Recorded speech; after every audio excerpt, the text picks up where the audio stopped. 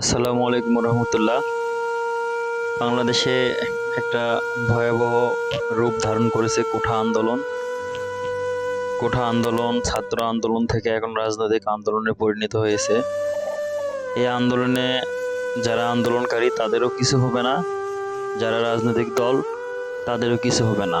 এই আন্দোলনে সমস্যা হবে সাধারণ মানুষ, সাধারণ জনগণ, নিরহ মানুষ, যারা খেটে খাওয়া দিনমজুর, খেটে খাওয়া মানুষ, এদেরই সমস্যা। আন্দোলন মানেই সাধারণ মানুষের সমস্যা।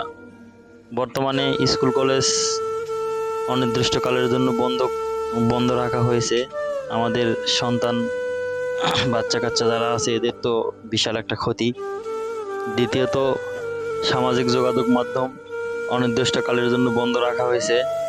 যারা ব্যবসায়ী আছে এদের কোটি কোটি টাকা লসের সম্মুখীন, এবং বিশেষ করে যারা খেটে খাওয়া মানুষ এরাও ঠিকমতো নিরাপত্তা নিয়ে চলাফেরা করতে পারতেছে না, কাজকাম করতে পারতেছে না।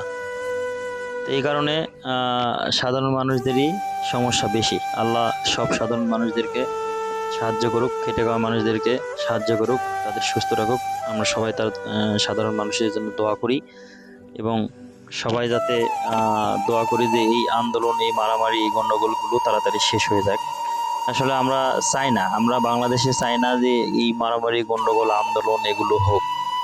আমরা সাধারণ মানুষ হিসাবে সবাই শান্তিতে থাকতে চাই, সবাই ইসলামের সাথে, ইমানের সাথে বাঁচতে চাই, এবং সবাই ইমানের সাথেই মরতে চাই। দুনিয়াতে যে যতদিন থাকি ইমানের সাথেই আমরা বেঁচে থাকি, সৎভাবে কর্ম করি, এবং যখন মারা যাব ইমানের সাথেই মারা যাই।